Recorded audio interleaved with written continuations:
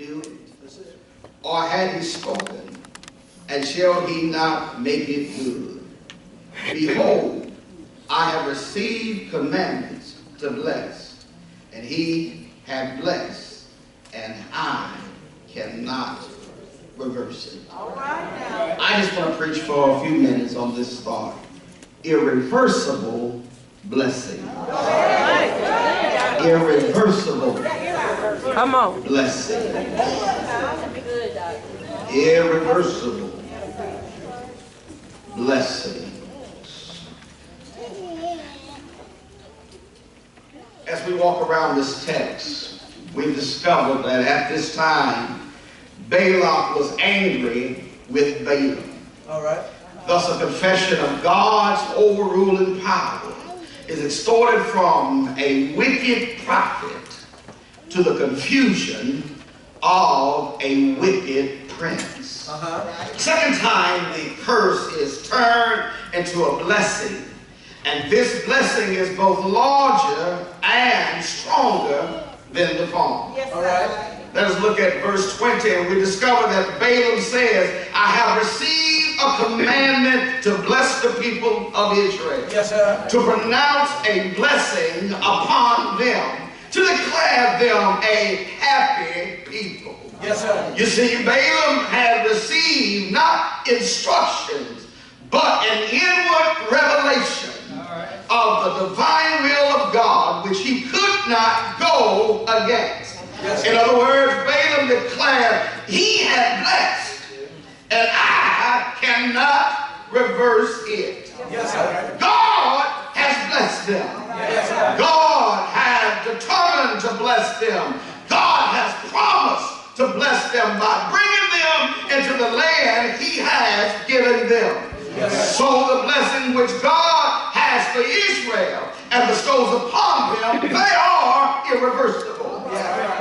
They are blessed indeed, and that holds true today for you and I as well. Yeah. Let me just give you a little bit tidbit about our characters this morning, Balaam and Balak. Right. Note this, that Balaam is the son of a soothsayer. Yeah. I got to raise a question around the house. Does everyone in here knows what a soothsayer is? Right. A soothsayer is someone who uses a gift of seeing for payment. Right. One who's supposed to be able to foresee the future. Right. The bearer of sometimes good and bad news. Right. Got to ask you another question. How many soothsayers do we have around the house this morning? Now dare you look around and say, are you a soothsayer? Or are you a soothsayer? I just want to know, how many do we have around the house? We know that Balaam, he was taught by his father. But however, being taught by his father, God chose Balaam. Yeah. When you're chosen by the Lord, you just can't go and act the way that you used to act. Yeah. When you're chosen by God, the things that I used to do, those things you can't do no more. When you're chosen by God, the way you used to talk, something ought to change. You shouldn't be able to talk the same way. When you're chosen by the Lord, the places that you used to go and the company that you used to keep, you shouldn't want to do that anymore. Want to know? Do I have a witness around the house? That's why in the end, Balaam, being a true prophet, he realized that he could not bring this calling directly against Israel to harm them. So he taught Balak how to set a stumbling block in the way of Israel and receive payment from Balak. Yes, sir. It should stand as a warning for us today not to be foolish and fail to see that even though we are called and chosen by God, we may still be divided in our love. Can I say that again? Break it down. Even though we're called, yes, sir, and we're chosen by God, that's it. Sometimes we may end up being divided in our love. Come go with me to Bible country. The Bible says this,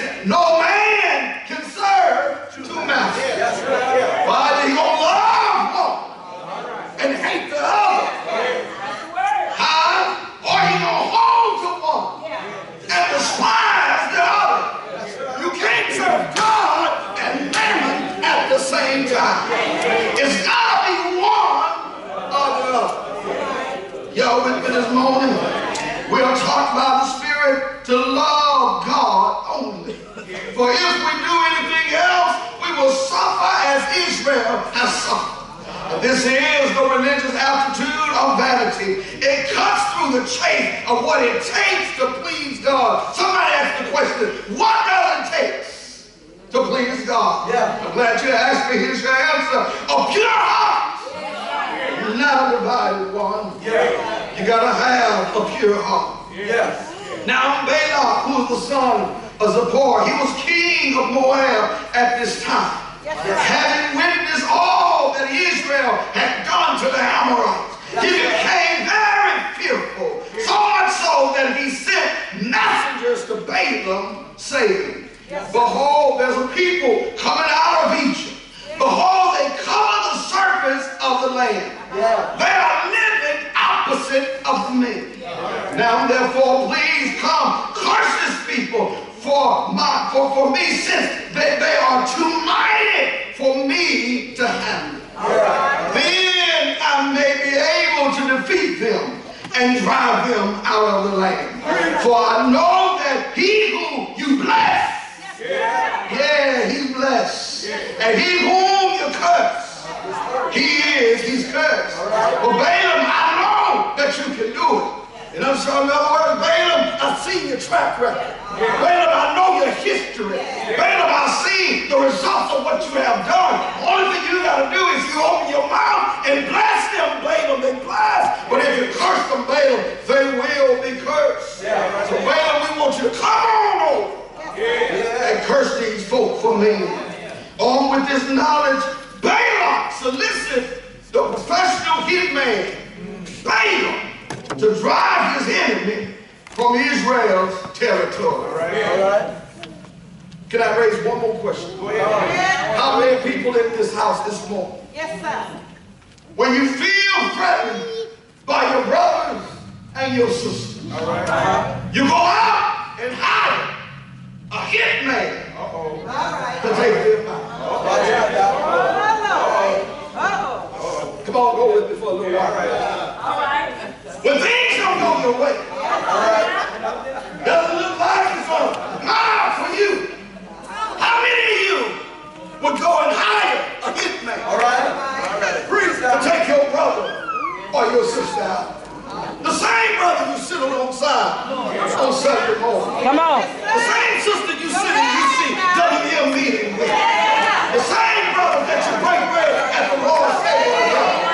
The same sister who you embrace at the altar. How many times have you hired and solicited the services of a professional hitman to take out your brother? I stopped by to tell you that you better be very careful who you're going up against. You better do your homework, I tell you. You better make sure that you know who's on your side. Because they may have God blessing on.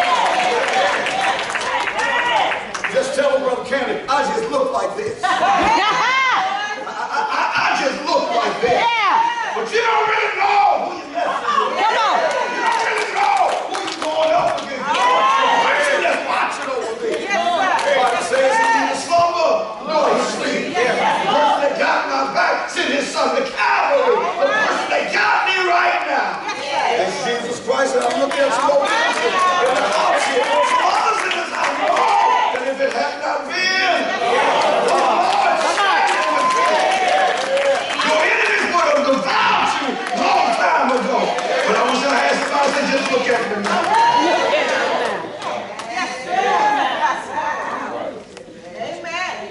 Bible says that Balaam and Balak stood in a high place, overlooking the camp of the children of Israel. Something, Daniel, strange happened. All right. When Balaam opened his mouth to curse the children of Israel. He ended up, when he opened his mouth, he ended up blessing them in sin. For the Bible says King Balak became infuriated. He said something like this: man, I can't imagine what you just done to me. Do you realize do you realize the position that you put me in? I brought you out here to curse these folk. I brought you out here to set it up so that I can take over. But you open your mouth. Man, what did you do to me? But I'll tell you what, we're going to go try this thing one more time. Don't mess it up this time. So you got me the first one, but let's go on and do it again. Balak took Balaam up a little bit higher to another place and demanded he try the second time.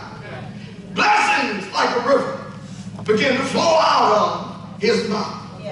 Balak was puzzled and confused. He said to Balaam, man, I can't believe you did this to me again. You done blessed them one more time. Then you know, man, when that thing is on, you just got to go on and fess up. So Balaam said it like this. He says, man, I have to confess, I need to come clean with you. I'm sorry, but behold, I have received a command from the Lord to bless. And he has blessed, and I can't reverse it. He has not observed iniquity in Jacob, nor has he seen wickedness in Israel. Because he finds no fault in them. So the Lord, his God, is with them, and the shadow of a king is among them. Let me go ahead and go home now. All right. The church can ask you one more question. Do you know that when God blesses you, no prophet, no fortune teller, no voodoo, no hoodoo, you do, could do, should do, can reverse the blessing that God has blessed you with. You need to know this morning that you are irreversibly blessed. Do I have a witness here? You need to know that this morning, that you're better than blessed. I do believe that when you get this down in your spirit, and when you believe and begin to chew on it and just believe it for yourself, you'll be able to hold your head up as you go through life. You need to know that you are blessed. I need to encourage you right quick. When you woke up this morning, you need to know that you are blessed. When you swung your foot out of the side of your bed, you need to know that you are blessed. When you walk into the kitchen and you find some food in the refrigerator, you need to know that you are blessed. When you call the bank this morning to find out if you had just a little bit of money inside the account and you had $5.25, you need to know that you are blessed. When you got in your car and cranked it up and you rolled down the highway, you need to know that you are blessed. When you walk inside the house of God, you're able to walk in on your own.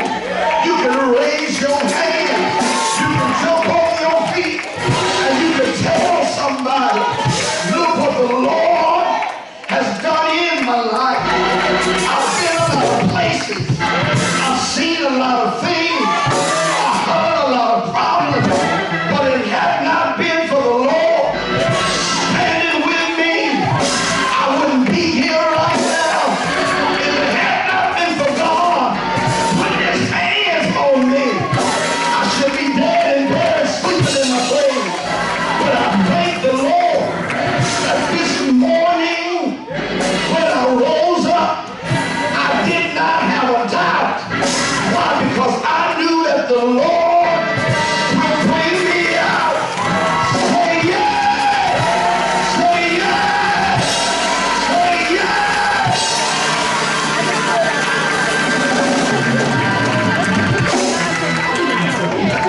Y'all done messed me up. You done messed me up. Hey, but if the Lord has blessed you, and you know and you're not ashamed, some of y'all been so sick that you couldn't get away. Some doctor that gave up on you. And here you are, you got folk talking about you, trying to figure out how to destroy you. But only you know your story. Only your testimony. Only you know how long how far the Lord has brought you from. But I dare you to stand up and be a witness. I dare you to stand up and just turn to somebody and tell them, look at me. I am a testimony. If I didn't make it here on my own, because you don't know what I've been through. You don't know the tears I had to shed. You don't know the pain I had to endure.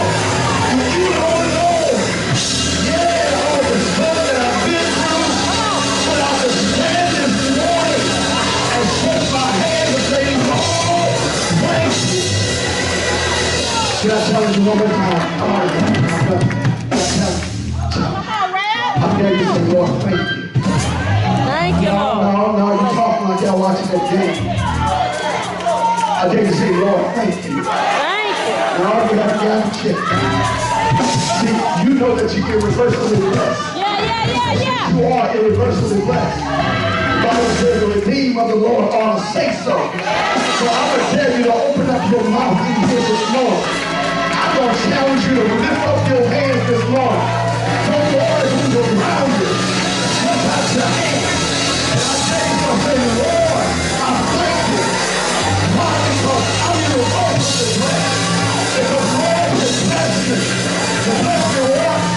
You blessed me twice. Come on. You blessed me 3 times. Yeah. That's why you have blessed me all the days of my life.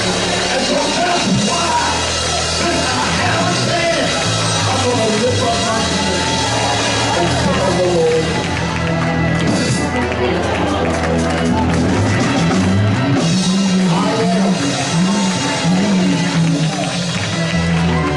I'm irreversibly, just carry. I'm irreversibly blessed. I'm not just blessed, brother, but I'm irreversibly blessed. The devil been trying to reverse it, but he can't reverse it because the law.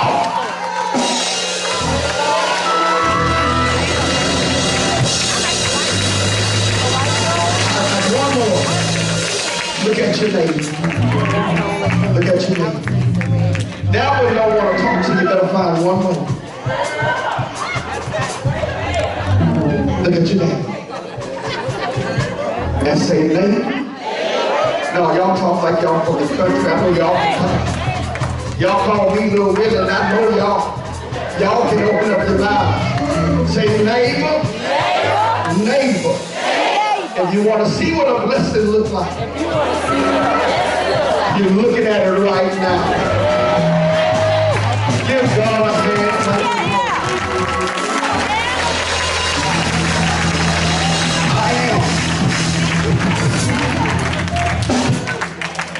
I am irreversibly blessed. Even though that they were trying to hire other folk to destroy him, God said it's not so. Doesn't matter where you live, what you went through. No matter how bad the weather, the storms in life, how they have raged, God said, I got you. Into everybody's life, a little rain gotta fall. See, you can't truly appreciate the sunshine if you never had any rain. Come on. You can't appreciate the beauty of a rainbow if you never seen the dark clouds of the storm roll across your. You'll never be able to experience joy and appreciate it if you never had some sadness. But one thing we can hold on is that no matter how bad it may be, I am irreversibly blessed.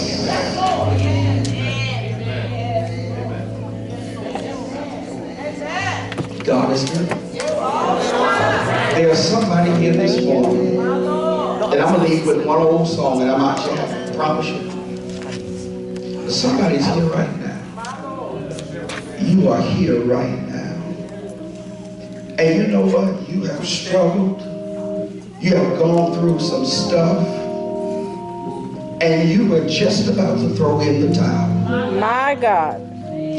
Last night or this week you said, I've had enough. Ooh. I'm tired. Ooh. I'm weary. Jesus. I'm hurting. I'm sick of this. My God.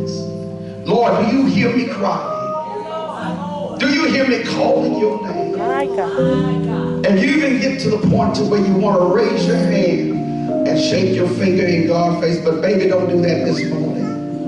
You stopped here this morning because the Lord wanted me to remind you, in spite of what it looks like, I still got you.